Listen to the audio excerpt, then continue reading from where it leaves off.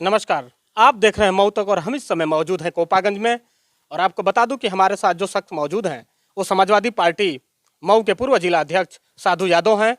आइए हम इनसे बात करते हैं और जानते हैं जिस तरह से आज समाजवादी पार्टी ने लेटर जारी कर दिया है, ओम प्रकाश राजभर और शिवपाल यादव को बाहर का रास्ता दिखा दिया है। हम उसी पे बात करेंगे और जानेंगे कि कैसा पार्टी का फैसला रहा और काफ़ी लंबे अंतराल के बाद, काफ़ी कयास लगाने के बाद आज पार्टी ने यह निर्णय लिया है। सबसे पहले तो मऊ तक में आपका स्वागत है। धन्यवाद। समाजवादी पार्टी ने आज लेटर जारी कर दिया है चच्चा शिवपाल यादव को और ओम प्रकाश राजभर को भी। उसमें साफ शब्दों में लिखा है कि आप जहां भी जाना चाहें वहां जा सकते हैं। क्या लगता है आपको? देखिए, पार्टी को चलाने के लिए अनुशासन बहुत ज़रूरी होता है और लगातार ये लोग पार्टी विरोधी कार्य कर रहे थे। तो पार्टी ये सोच रही थी कि आज सुधरेंगे, कल सुधरेंगे, लेकिन ये लोग सुधरने का नाम नहीं ले रहे थे। तो पार्टी ने आज विवश होकर के एक कदम उठाने का कार्य किया है और पार्टी का जो फैसला है कि आप भाई स्वतंत्र जहाँ जाना चाहते हैं आप जा सकते हैं, तो पार्टी का यह फैसला ठीक है कि आप घर में रह करके लगातार आप पार्टी को कमज़ोर करने का काम कर रहे हैं। पार्टी का जो फैसला हो रहा है उस फैसले के आप विरोध में जा रहे हैं, तो कहीं ना कहीं आपकी मानसिकता पार्टी के प्रति ठीक नहीं है और आपकी रवैया भी ठीक नहीं है। लगता है कि कहीं आप जाना चाहते हैं तो बिना विलम्ब किए आपको तो लेटर जारी होने से पहले चला जाना चाहिए, लेकिन पार्टी ने अब देखा है कि हम कुछ अगर निर्णय लेंगे तब हो सकता है कि ये लोग जाएं लो, तो पार्टी ने यार निर्णय लेने का काम किया है। और जहाँ तक रहे ओम प्रकाश राजभर की बात, ओम प्रकाश राजभर जी को सरकार से डर था कि ये सरकार हमारी कहीं अपने लोगों के द्वारा हमारा अपमान करा सकती है। उन्होंने अपने अपमान को बचाने के लिए और भारतीय जनता पार्टी की सरकार से डर करके वो पुनः भारतीय जनता पार्टी में जाने का रास्ता चुना है। और हमको लगता है कि वो जो आए दिन अनर्गल बयान दे रहे थे कि माननीय अखिलेश यादव जी एसी से निकलें, तो मैं ओम प्रकाश राजभर जी से पूछना चाहता हूं कि आप जिस गाड़ी में जाते हैं, चलते हैं, उस गाड़ी में एसी नहीं लगी है? तो यूँ तो एक उनका बहाना था और बहाना उन्होंने करके ढूंढ लिया और वो अंततोगत्वा रास्ता बना रहे हैं। बात कर लो ओम प्रकाश राजभर की, वो लगातार बयान देते रहे कि समाजवादी पार्टी की जो बैठक हो रही है उसमें मुझे बुलाया नहीं जा रहा है। जब बात आई थी राष्ट्रपति चुनाव को वोट करने के लिए तो बार बार दोस्त अखिलेश यादव को कर रहे थे कि उन्होंने बैठक में मुझे बुलाया नहीं, जबकि मैं 6 विधायकों को लेके इंतजार कर रहा था।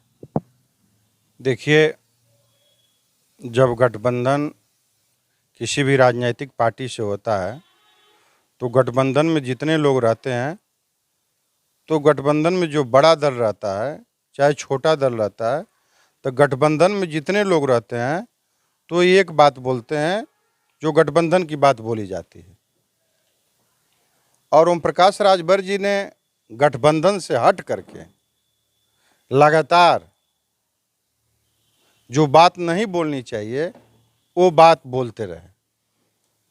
तो जब उन्होंने मन पहले ही से बना लिया था कि हमको समाजवादी पार्टी के साथ नहीं रहना है और वो बहाना ढूंढ रहे थे, तो समाजवादी पार्टी का ये मानना था कि लगातार हम इनको अपने साथ रखने का प्रयास कर रहे हैं और ये साथ रहना नहीं चाहते हैं, तो इनको मीटिंग में बुलाना अच्छा नहीं होगा, इसलिए कि वो मीटिंग में आवें और मीटिंग में आने के बाद फिर जाकर के अगर कोई निर्णय लेते हैं तो कहीं ना कहीं ये संदेश अच्छा नहीं जाएगा। इसलिए समाजवादी पार्टी ने यह फैसला लिया कि उनको मीटिंग में बुलाने की आवश्यकता नहीं है। पर पार्टी ने तो आज चाचा को भी पार्टी से बाहर कर दिया और उनको भी ये लिखते हुए बाहर कर दिया कि आप भी स्वतंत्र हैं, अभी जहाँ चाहे जहाँ जा सकते हैं। तो ओम प्रकाश राजभर से तो मान लीजिए ये चीज़ें चल रही थी, अनबन था या किसी बयान को लेके तकलीफ हो सकती है, चाचा तो नहीं बोले बीच में, उनको क्यों ऐसे पार्टी ने दरकिनार कर दिया? ये पार्टी नेतृत्व का फैसला है। वो क्या निर्णय लिए हैं लोग, उस निर्णय को आगे देखा जाएगा कि क्या हो रहा है। इस समय कुछ भी कहना इस मुद्दे पे जल्दीबाजी होगी।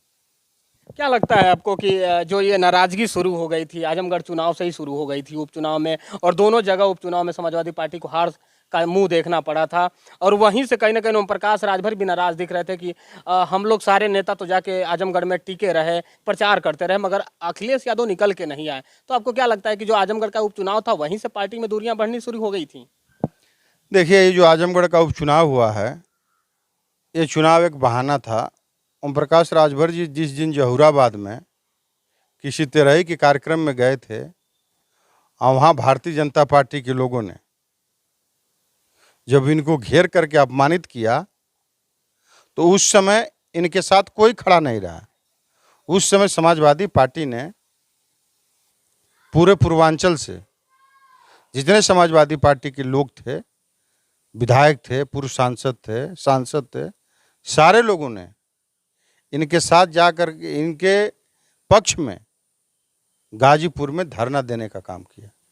तो समाजवादी पार्टी जिसके साथ रहती है वह रिश्ता निभाना चाहती है। अपनी पार्टी बनाए हैं, इनकी कोई विचारधारा नहीं है, इनकी कोई नीतियां नहीं है। ये लोग अपने लिए, अपने परिवार के लिए पार्टी बनाए हैं, समाज के लिए पार्टी नहीं बनाया। अगर ये समाज के लिए पार्टी बनाए होते ओम प्रकाश राजभर जी, तो लगातार ये अपना निर्णय नहीं बदलते। कभी समाजवादी पार्टी के साथ, भारतीय जनता पार्टी के साथ। अब वो इनका मैं आप ही लोगों के टीवी चैनल के माध्यम में सुना कि कहा है कि बहुजन समाज पार्टी से हमारे बात होगी।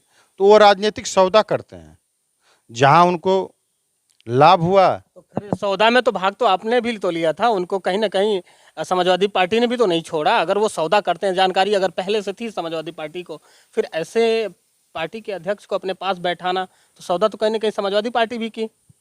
समाजवादी पार्टी ने सौदा नहीं किया। समाजवादी पार्टी ने छोटा कि ये पिछड़े, दलित और मजबूर लोगों की लड़ाई लड़ने के लिए सहयोग करना चाहते हैं।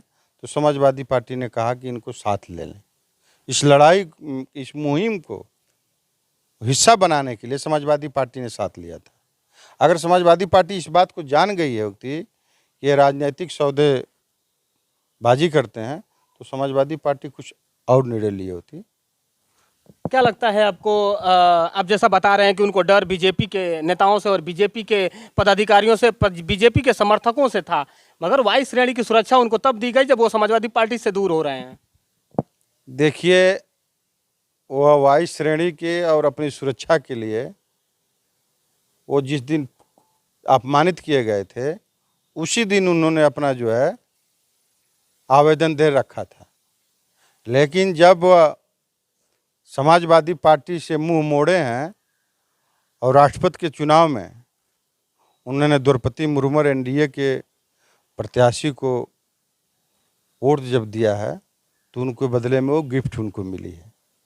अगर वो वोट नहीं देते तो आज भी वो गिफ्ट उनको नहीं मिलती, उनके लोगों के द्वारा अपमानित किए जाते थे। तो उस डर से ये अब सोच रहे थे कि कैसे मुझको निजात मिले, तो ये इन्होंने एक बहाना पाया और राष्ट्रपति के चुनाव में एनडीए को वोट दे करके अपना ये जान बचाने का काम किया। तो ऐसे लोगों से आप क्या उम्मीद कर सकते हैं कि जो कहते हैं कि मैं आपकी लड़ाई लड़ूंगा, दलितों की, अगड़ों की, पिछड़ों की, दबे कुंचित दबे और पिछड़े लोगों की, और आप जा कर के सत्ता में जो बैठे हैं लोग उनसे सौदा कर ले रहे हैं सिर्फ सुरक्षा के वाई श्रेणी के लिए। तो आप बड़े से बड़े आप नीतिगत फैसले आप नहीं करवा सकते पिछड़े, दलित, अल्पसंख्यकों के हितों के लिए। तो ये थे पूर्व जिला अध्यक्ष साधु यादव, और जिस तरह से इन्होंने बताया है, अब देखना ये है कि क्या समाजवादी पार्टी यहाँ से कौन सा फैसला लेती है।